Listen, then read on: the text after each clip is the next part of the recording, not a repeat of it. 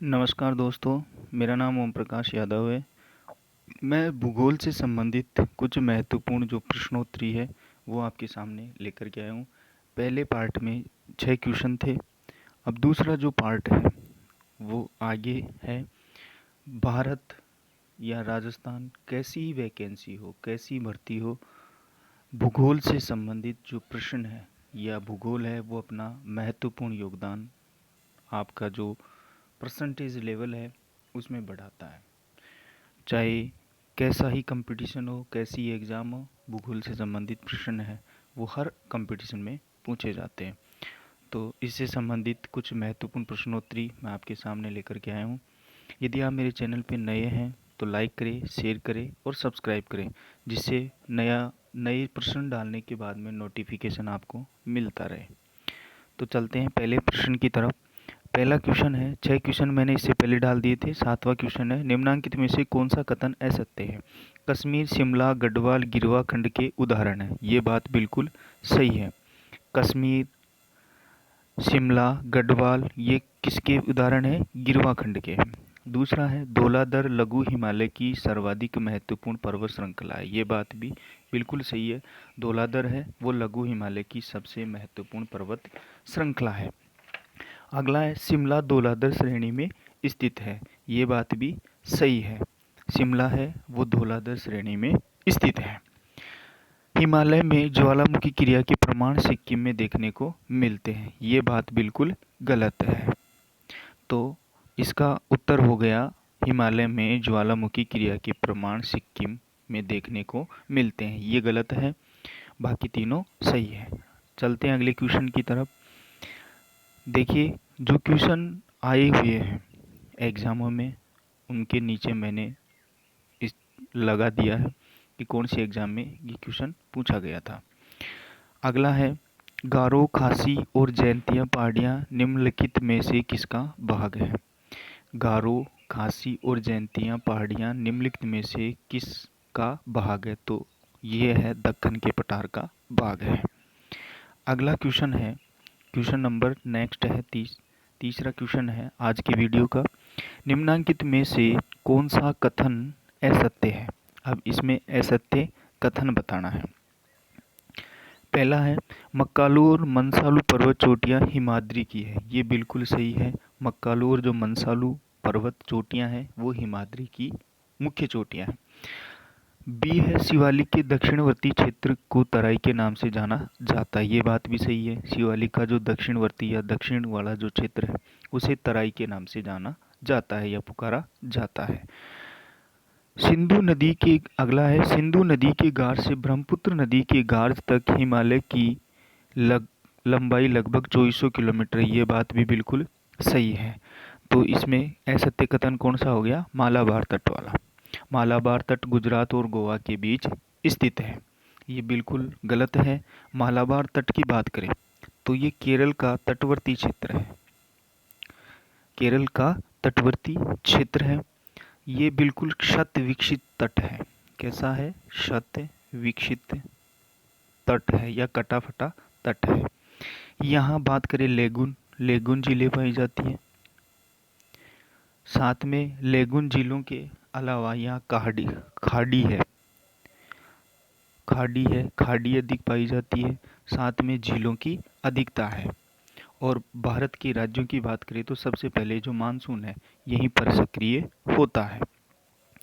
अगला क्वेश्चन है, निम्न में से कौन सा कथन असत्य है? अब फिर असत्य कथन को छांटना है। पहला है, लद्दाख का मैदान हिम तरंगित मैदान है। लद्दाख का मैदान कैसा है? हिम तरंगित मैदान है। ये बात बिल्कुल सही है। लद्दाख है वो हिम तरंगित से बना हुआ मैदान है। नंबर 2 है, लटकती घाटी जैसी रचना सिमसा नदी से संबंधित है। ये बात भी सही है। लटकती जो घाटी है वो किससे संबंधित है? सिमसा नदी से संबंधित है। नेक्स्ट है, मेघालय में कास्ट स्थलाकृतियाँ पाई जाती है। बिल्कुल कास्ट स्थलाकृतियाँ मेघालय में पाई जाती हैं।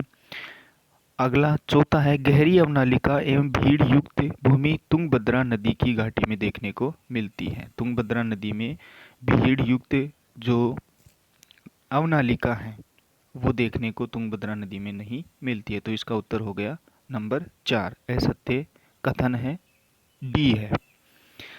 अगले क्वेश्चन की तरफ चलते हैं।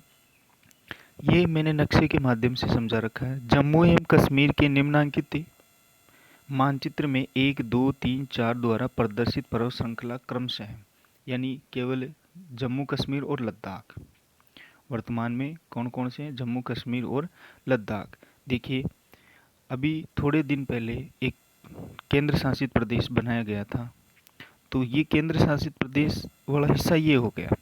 तो ये तो कौन सा हो गया? जम्मू कश्मीर। ये हो गया आपका लद्दाख का क्षेत्र। तो इस जम्मू कश्मीर और लद्दाख से संबंधित बताना है कि कौन सा क्षेत्र है और कौन सा नहीं है। क्रम दे रखे हैं, इन क्रमों के अनुसार इन्हें देखना है। तो देखिए, पहला है लद्दाख, पीर पंजाल, काराकोरम और जास्कर, ये भी क्रम नहीं है। लद्दाख, जास्कर, काराकोरम और पीर पंजाल, ये भी नहीं है। काराकोरम बिल्कुल सही है, 1 नंबर काराकोरम है। 2 नंबर है लद्दाख, 3 नंबर है जास्कर पर्वत श्रृंखला, 4 नंबर पे है पीर पंजाल। तो इसमें सही कौन सा हो गया? काराकोरम, लद्दाख, जास्कर और पीर पंजाल। इसमें काराकोरम और लद्दाख, काराकोरम और जो लद्दाख है ये तो कहाँ गया? लद्दाख में आ गया। जास्कर और पीर पंजाल आपका जो जम्मू कश्मीर है, इस जम्मू कश्मीर में स्थित पर्वत श्रृंखलाएं हैं वर्तमान में। चलते हैं अगले क्वेश्चन की तरफ। नेक्स्ट क्वेश्चन है, अगला क्वेश्चन है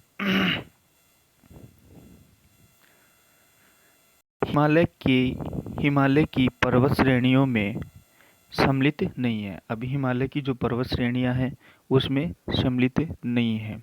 हिमालय की जो पर्वत श्रेणी श्रृंखलाएं हैं उसमें सम्मिलित भाग कौन सा नहीं है? तो देखिए, पहला है काराकोरम, वृद्ध हिमालय, लघु हिमालय और शिवालिक। देखो, वृद्ध हिमालय भी है, शिवालिक भी है, लघु हिमालय भी है। इसमें काराकोरम पर्वत श्रृंखला नहीं है। चलते हैं अगले क्वेश्चन की तरफ। कलिम्पोंग को लाहौस से जोड़ने वाला दर्रा है। कलिम्पोंग को लाहौस से जोड़ने वाला जो दर्रा है उसका क्या नाम है? तो इसका नाम है जेलिपला दर्रा। कलिम्पोंग को लाहौस से जोड़ने वाले दर्रे का क्या नाम है? जेलिपला दर्रा है। चलते हैं अगले क्वेश्चन की तरफ। अगला क्वेश्चन है, बुर्जिल तथा जोजिला दर्रा निम्न में से किस राज्य में स्थित है? बुर्जिल और जोजिला जो दर्रा है वो कौन से राज्य में स्थित है? तो ये जम्मू कश्मीर राज्य में स्थित है। चलते हैं अगले क्वेश्चन की तरफ। हिमालय में सबसे गहन अपरदन है। हिमालय पर्वत श्रृंखला में सबसे गहन अपरदन कहाँ पर पाया जाता है? तो ये पाया जाता है शिवालिक उपांत में, या शिवालिक जो पर्वत श्रृंखला है उसके उपांत में यह पाया जाता है। चलते हैं अगले क्वेश्चन की तरफ। नेक्स्ट क्वेश्चन है, सह्याद्री निम्नलिखित में से किस प्रकार के पर्वत का उदाहरण है? सह्याद्री है वो किस प्रकार के पर्वत का उदाहरण है? तो सह्याद्री वलित का नहीं है, ज्वालामुखी का नहीं है, अवशिष्ट का नहीं है, बल्कि किसका है? ब्रह्मोत्सव पर्वत श्रृंखला का भाग है। अगला क्वेश्चन है, छोटा नागपुर पठार की सबसे ऊंची पर्वत चोटी कौन सी है? तो छोटा नागपुर पठार की सबसे ऊंची चोटी का नाम है पारसनाथ। क्या नाम है? पारसनाथ। सबसे ऊंची चोटी है आपकी पारसनाथ। देखिए, पारसनाथ जो पहाड़ी है इसकी ऊंचाई कितनी है? 1350 मीटर, और ये है झारखंड के गिरिडीह जिले में है। कहाँ है? झारखंड के गिरिडीह जिले में स्थित है। झारखंड के गिरिडीह जिले में ये पारसनाथ की पहाड़ी स्थित है। नेक्स्ट क्वेश्चन है, नीचे दिए गए भारत के मानचित्र में 1, 2, 3, 4 द्वारा चिन्हित समुद्र तटीय भागों के नाम बताना है। समुद्र का तट कौन कौन सा है? तो 1 नंबर पे कौन सा है? कोंकण तट। 2 नंबर पे है मालाबार तट। 3 नंबर पे है कोरोमंडल तट और 4 नंबर पे है उत्तरी सरकार। देखिए, उत्तरी जो सरकार है, उत्तरी सरकार, इस तट का अन्य नाम है काकीनाडा तट। काकीनाडा तट। इसी के साथ में आज की महत्वपूर्ण जो प्रश्नोत्तरी है यही अब आगे जो प्रश्न है वो फिर मैं लेकर के हाजिर होऊंगा आपके सामने। तब तक के लिए नमस्कार। अपने परिवार का ध्यान रखिए।